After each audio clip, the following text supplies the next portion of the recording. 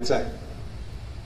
पण दुर्दैवानं जसं जसं आपण स्वातंत्र्य मिळाल्यानंतर सुशिक्षित व्हायला लागलो, शिक्षण घ्यायला लागलो, परंतु सुसंस्कारित होण्याचं मात्र विसरायला लागलो, अशा पद्धतीची परिस्थिती आहे।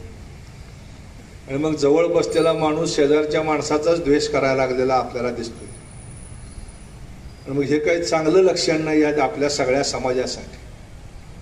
तेव्हा समाज जर सुदृढ ठेवायचा असेल तर अनेक गोष्टीवरती आपल्याला मात करावी लागेल, तरच खऱ्या अर्थानं आपण आपला समाज आणि आपला देश पुढे जाणार आहे। तेव्हा या निमित्तानं मी आपल्या सगळ्यांना विनंती करणार आहे की आपण स्वतःहून काही निर्णय निश्चय करूया, चांगले संस्कार पुढच्या पिढीवरती करूया। मग ते संस्कार शिक्षणाचे असतील, विचाराचे असतील, किंवा एखाद्या संस्थेमध्ये काम करताना करावयाच्या कामाचे असतील। ज्येष्ठ इथल्या अधिकाऱ्यांनी जर संस्कार चांगले केले तरच पुढची पिढी चांगली कामगारांची सुद्धा होणार। त्यामुळे संस्कार काय कुठल्या बाजारामध्ये विकत मिळत नाही, तो एका पिढीकडून दुसऱ्या पिढीकडे हस्तांतरित होत असतो।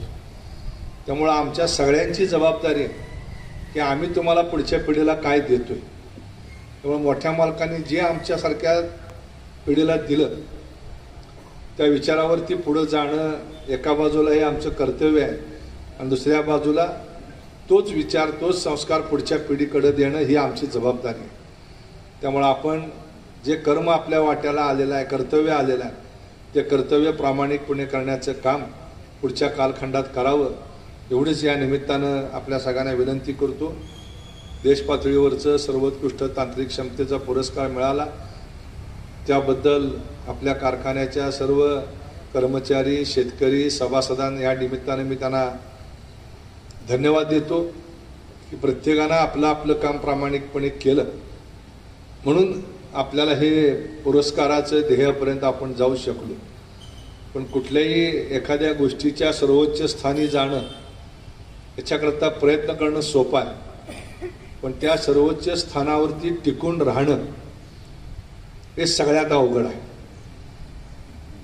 त्यामुळे तुम्ही किती काळ त्या उंचीवरती टिकून राहताय हे तुमच्या आपल्या सगळ्यांच्या हातामध्ये आहे।